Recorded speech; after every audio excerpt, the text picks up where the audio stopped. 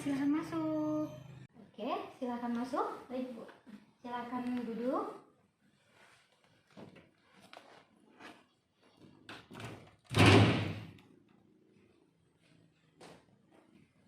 Assalamualaikum warahmatullahi wabarakatuh. Waalaikumsalam warahmatullahi wabarakatuh. Selamat pagi. Pagi, Bu. Bagaimana kabarnya? Alhamdulillah. Alhamdulillah ya. Sehat? Sehat, Bu. Sehat ya. Alhamdulillahirrabbilalamin. Puji syukur kehadirat Allah Subhanahu wa Ta'ala, yang mana pada pagi hari ini kita dapat bertemu sesuai dengan kesepakatan kita 2 hari yang lalu, bahwa hari ini 1 Desember 2022 Ananda ingin bercerita tentang masalah yang sedang dihadapi ya. Nah, kita akan melaksanakan layanan konseling individu secara baik dan secara kooperatif pastinya. Nah, kemarin kita juga sudah sepakati bahwa Ananda ingin dipanggil dengan nama inisialnya aja. Nah, kemarin kita sepakati apa nama inisialnya? SR, Bu. SR ya. Nah, berarti Ibu akan memanggil dengan nama inisial, yaitu SR. Nah, sebelum kita memulai kegiatan hari ini, alangkah baiknya kita bersama-sama berdoa ya, agar diberikan kelancaran, kemudahan, agar dirahmati juga oleh Allah Subhanahu wa Ta'ala yang akan Ibu pimpin ya. Nah, sesuai dengan kepercayaan dan keyakinan masing-masing, berdoa dimulai.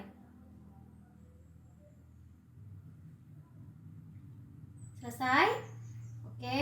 Nah, SR hari ini juga melaksanakan ulangan sekolah kan, ujian sekolah ya. Nah, kira-kira ujiannya hari ini sulit nggak? Alhamdulillah lancar, Bu. Di sini Ibu juga akan sedikit menjelaskan apa sih itu layanan konseling individu. Layanan konseling individu adalah layanan bimbingan dan konseling yang dilakukan secara tatap muka antara konselor dan konseli untuk membahas dan mengentaskan permasalahan yang sedang dihadapi oleh konseli ya pastinya, yaitu SR. Nah, adapun juga tujuannya untuk membantu konseli menstruktur kembali masalahnya dan menyadari lifestyle serta mengurangi penilaian negatif terhadap dirinya dan perasaan-perasaan yang dirasakan. Nah, di sini juga terdapat kontrak waktu yang akan kita laksanakan, yaitu 45 menit. Nah, di sini Ibu harapkan SR dapat menceritakan atau mengungkapkan permasalahan dengan baik ya, dengan sesuai dengan apa yang dirasakan dan dialami oleh SR pastinya ya. Nah, di sini Ibu juga akan menjelaskan beberapa asas yang harus SR ketahui, yaitu ada 5 asas. Yang pertama adalah asas kesukarelaan, yang dimana asas kesukarelaan adalah SR mengikuti kegiatan hari ini pastinya tidak ada paksaan ya, dari Ibu maupun dari pihak lainnya ya, pihak orang lain.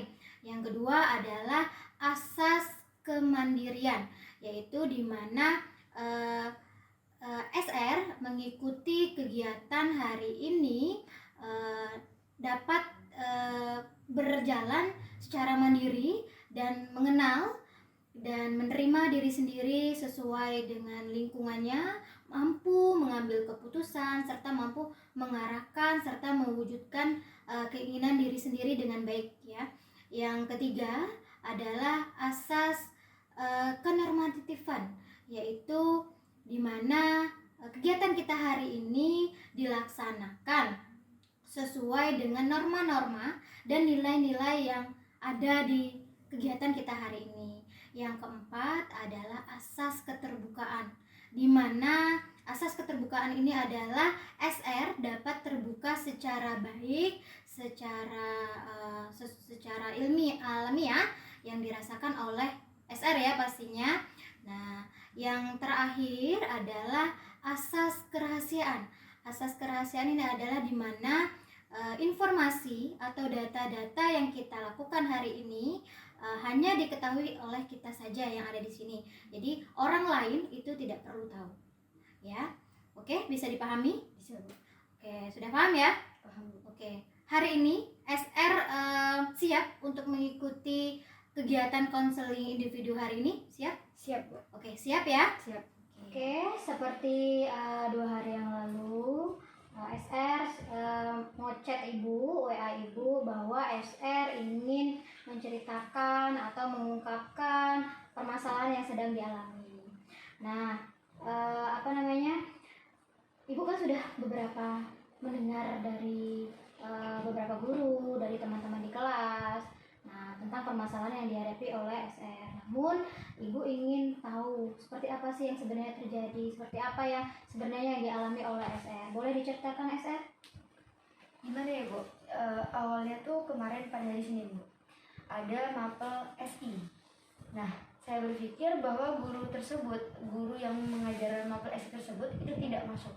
Jadi saya tidak berinisiatif untuk memanggil beliau di kantor. Nah, jadi kami menunggulah di kelas untuk melihat siapa yang akan menggantikannya. Nah, beberapa menit kemudian, sekitar 5 menit, itu adalah seorang guru yang datang ke kelas kami, Bu.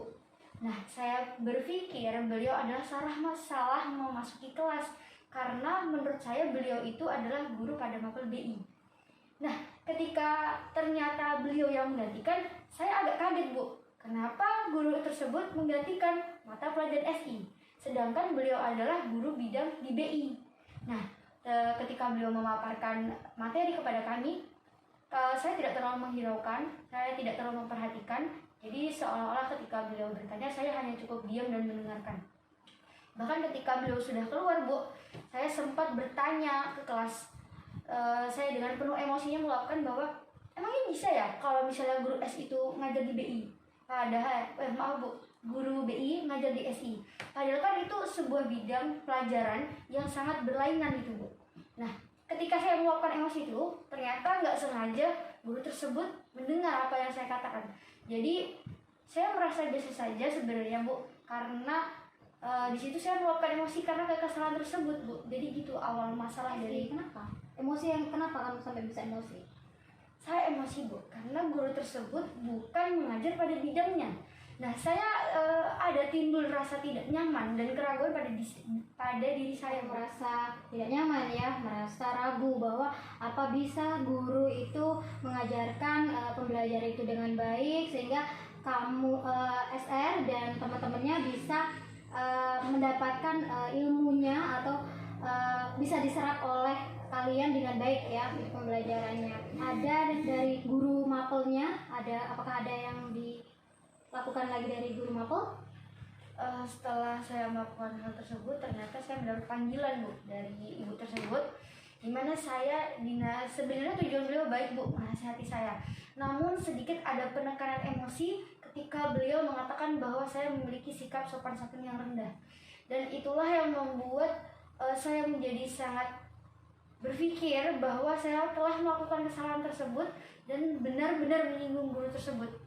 Dan yang terjadi dalam diri SR itu apa?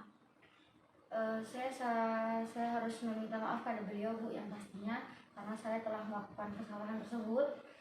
Dan kemarin ketika saya telah dipanggil, saya juga sudah sempat meminta maaf pada beliau dan mengatakan bahwa saya sangat menyesal untuk melakukan hal tersebut. Tadi Ibu juga menanyakan bahwa apa dampak negatif yang terjadi dalam diri SR ketika terjadi permasalahan ini? Dampaknya cukup besar Bu bagi saya, karena yang pertama saya sedikit dikucilkan di kelas, karena mungkin menurut mereka saya tuh merupakan biang masalah dari permasalahan antara guru dan kelas kami tersebut Bu. Yang kedua, ketika guru tersebut mengajar pada kelas kami, itu tidak seinteraktif pada pertemuan selanjutnya gitu Bu. Jadi itu kayak cuma mengajar biasa, ketika sudah habis jam pelajaran keluar, udah gitu aja kan Bu.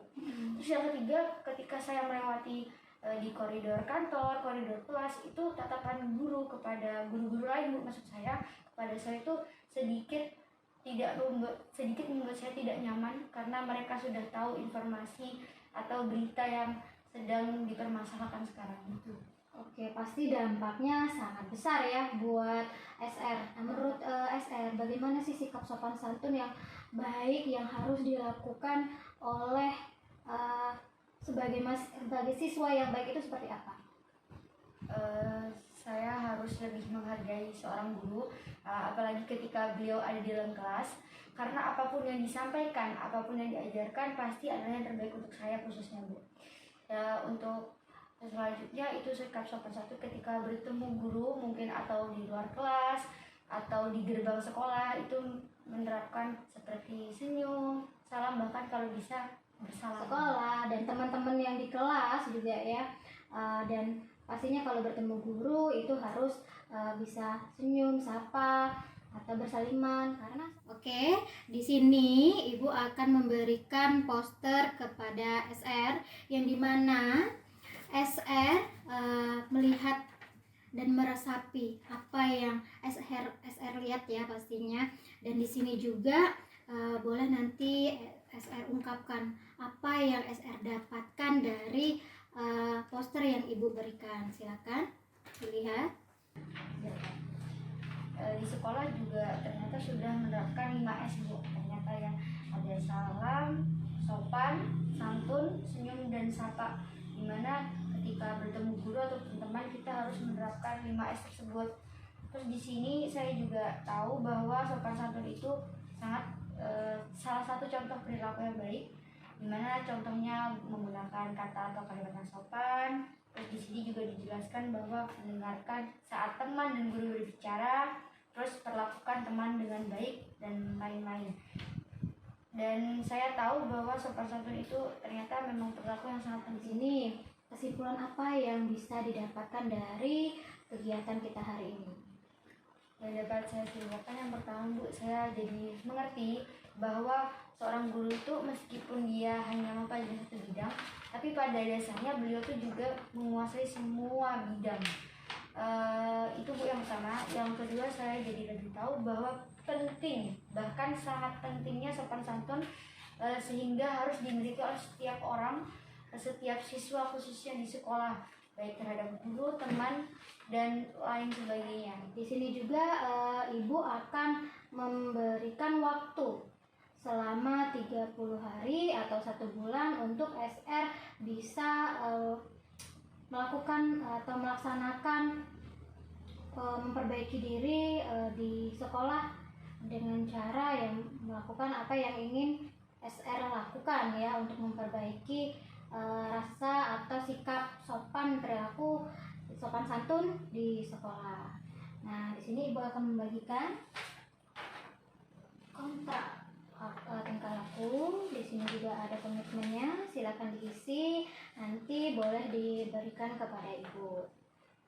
Nah, di sini juga Ibu akan memberikan laisek, yang dimana laisek adalah layanan segera yang harus SR kerjakan saat ini, dan Ibu kasih waktu selama 3 menit. Di sini juga nanti ada layanan jangka pendek atau lay Japan. Di sini juga ada lay Jepang atau layanan jangka panjang. Namun nanti akan Ibu berikan menyusul dan dilakukan setelah kita melakukan konseling individu ini mungkin 1 minggu atau 2 minggu kemudian Ibu berikan ya kepada SR. Nah, ini silahkan diisi dulu, nanti dikerjakan, berikan lagi kepada Ibu. Oke, nah di sini Ibu mengucapkan banyak terima kasih kepada SR. Semoga apa yang kita lakukan pada hari ini dapat bermanfaat, dapat berkesan, dapat menjadi pembelajaran bahwa menghargai sesama guru, menghargai warga di sekolah, menghargai teman-teman di kelas. Nah, itu sangatlah penting ya bagi setiap siswa di SMA ini pastinya. Nah, di sini juga nanti ya kan kita sepakati waktu lanjutan untuk konseling individu ini. Seperti yang saya bilang bahwa Ibu akan memberikan waktu 30 hari atau 1 bulan untuk SR melakukan kontrak tingkah laku tersebut. Nah, mungkin itu berarti dari tanggal 1 Desember ini sampai tanggal 30 Desember ya. Nah, dan kita akan lanjutkan lagi di waktu yang akan datang yang kita sepakati, dan kemungkinan itu sudah masuk tahun 2022 karena ini sudah tahun 2023. Maaf, 2023 yang karena ini sudah tahun 2022 ya. Nah, itu nanti seperti itu ya. Oke, sebelum kita akhiri, marilah kita berdoa bersama-sama. Semoga apa yang kita lakukan hari ini dapat bermanfaat dan berguna bagi saya, begitupun juga KSR sendiri ya. Nah itu, oke, berdoa dimulai. Selesai? Oke, terima kasih. Ibu akhiri. Wassalamualaikum warahmatullahi wabarakatuh. Waalaikumsalam warahmatullahi wabarakatuh.